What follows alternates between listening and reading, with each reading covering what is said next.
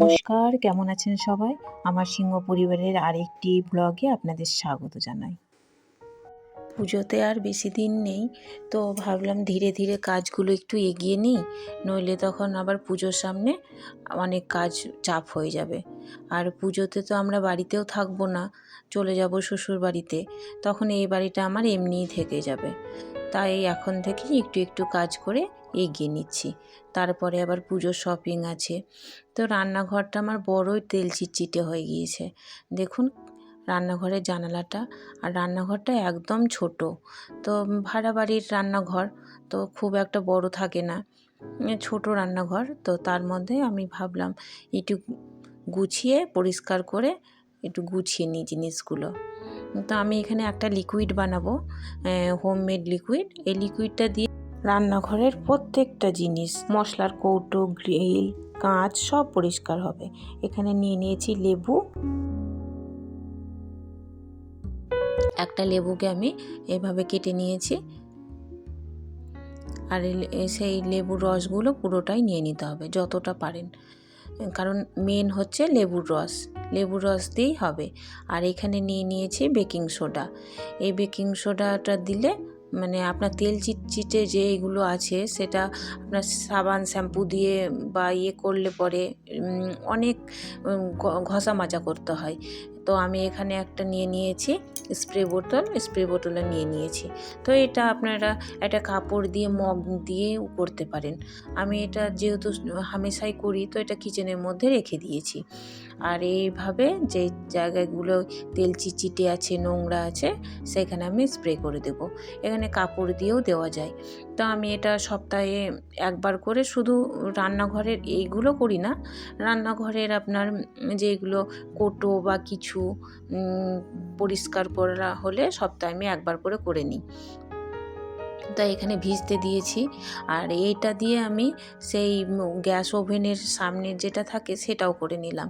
আর এই যে আমার ক্যাবিনেটগুলো, এইগুলোও আমি, এই হাতাগুলো বড় নোংরা হয়ে যায়।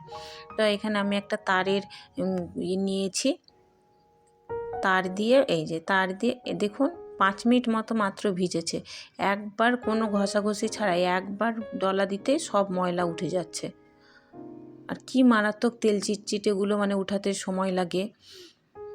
তো এখানে আমি এইভাবে করে নিয়েছি। আর কাঁচগুলো কিন্তু একটা নরম স্কচ ব্রাইট দিয়ে, যেগুলো পুরনো হয়ে গিয়েছে সেইগুলো দিয়ে করবেন, এই তার দিয়ে করবেন না, নইলে আবার দাগ পড়ে যাবে।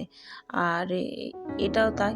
আর গ্যাসের ক্ষেত্রে আমি কি করি, এই গ্যাস তো স্টিলের, সে তো আমি প্রত্যেক দিন আপনার লিকুইড দিয়ে পরিষ্কার করি, কিন্তু সপ্তাহে একবার যদি এই লেবুর খোসা আর একটু লবণ দিয়েছি, লবণ দিয়ে যদি একবার ঘষে মেজে নেন না, তো স্টিলটা যেন একেবারে পুরো নতুনের মতোই থাকে, এর গ্লেজটা নষ্ট হয় না। ওই ওভেনটা আমার অনেক দিনের পুরনো, কিন্তু এই টেকনিকটা ব্যবহার করে দেখেছি বেশ সুন্দর থাকে। তারপরে একটা শুকনো কাপড় দিয়ে মুছে নিচ্ছি এখানে, আর আজকে জল দেব না। আর অন্য দিন যেদিন করি সেদিন একটু হয়তো ডিটারজেন্ট পাউডার দিয়ে তখন জল দিয়ে পরিষ্কার করি। কিন্তু এই গ্লেজটা রাখার জন্য কিন্তু এই লবণ আর লেবুর খোসা না থাকলে লবণ দিয়ে আপনারা এটা করে নিতে পারেন, খুব ভালো পরিষ্কার হয়। আর কিচেন ক্যাবিনেটগুলোও আমি এই ভিজিয়ে রেখেছিলাম, তো সামান্য একটা কাপড় দিয়ে, এখানে জল নিইনি, শুধু কাপড় দিয়েই মুছে নিচ্ছি। তো এই হাতলগুলো দেখুন কতটা নোংরা থাকে। তো এই হাতলগুলো একবার ডলা দিতেই উঠে যাচ্ছে। আপনারা যারা আমার রেগুলার ব্লগ দেখেন তারা দেখবেন যে আমার ব্লগে কিন্তু কিছু না কিছু টিপস দেওয়ার চেষ্টা করি, যাতে করে আমার ব্লগটা দেখার সঙ্গে সঙ্গে কারো যেন কিছু উপকারে লাগতে পারি। তো আমি দেখুন রান্নাঘরটাও পরিষ্কার করলাম, আর আমি যেরকমভাবে করি সেটাও একটু আপনাদের দেখিয়ে দিলাম। তো ভালো লাগলে আপনারাও একবার চেষ্টা করে দেখবেন বাড়িতে। তো আমি আশা করছি যে এটা মানে কাজটা খুব ইজিলি করতে পারবেন। এই পুজোর সামনে কত রান্নাঘরের সময় চলে যায় এর ঘষা মাজা করতে। তো এইরকম যদি ছোট ছোট টিপস ফলো করে কাজ করা যায়, তো কাজটা অনেকটাই সহজ হয়ে যায়। আজকে আর মশলাগুলো বের করিনি, কোটোর মধ্যেই আছে, টাইট করে লাগিয়ে দিয়েছি আর উপর থেকে পরিষ্কার করে নিচ্ছি, কারণ মশলাগুলো বার করে করতে আবার অনেক সময়ও লাগবে, তো এইভাবেই করে নিচ্ছি।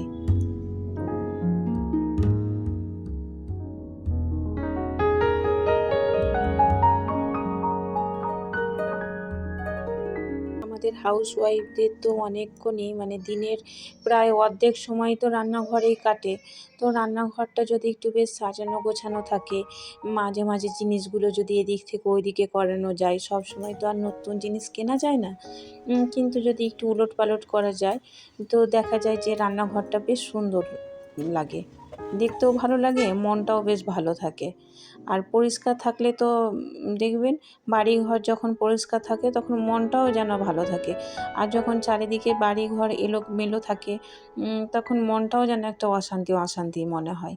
তো এইখানে আমি একটা 3টে থাকের একটা মশলা রাখা, এখানে আমি মশলা রাখি।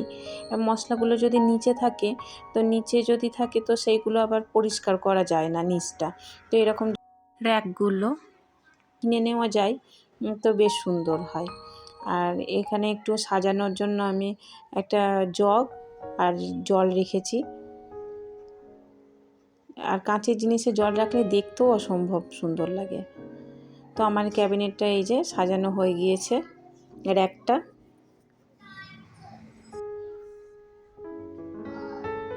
আর কিছু ফুল ডেকোরেশনের সব জিনিস ছিল, এখন র্যাকটা আমি সাজিয়ে নিচ্ছি।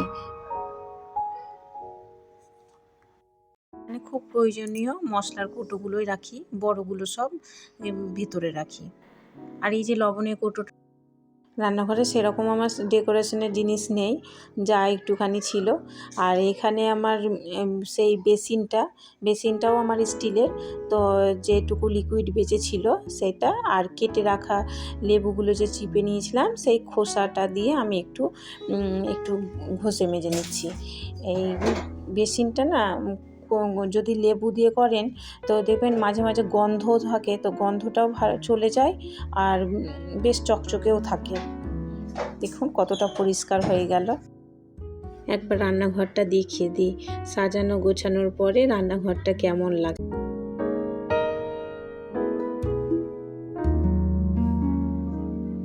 একবার কমেন্ট করে আমাকে জানাবেন আমার রান্নাঘরটা কেমন লাগছে। আর অবশ্যই আপনারা একবার টিপসটা ফলো করে দেখবেন কতটা কার্যকারী হয়। পরিষ্কার যেমন হয়, সময়ও বাঁচে। আর এই ভিডিওটি আপনাদের ভালো লাগলে একটা শেয়ার করে দেবেন, আর নতুন যারা আছেন একটা সাবস্ক্রাইব করে পাশে থাকবেন। এই রকম নতুন নতুন ভিডিও আমি আবার আপডেট করব। আপনারা সকলে সুস্থ থাকুন, ভালো থাকুন। দেখা হচ্ছে আর ওই ব্লগে, ততক্ষণ আমি বিদায় নিচ্ছি। টাটা।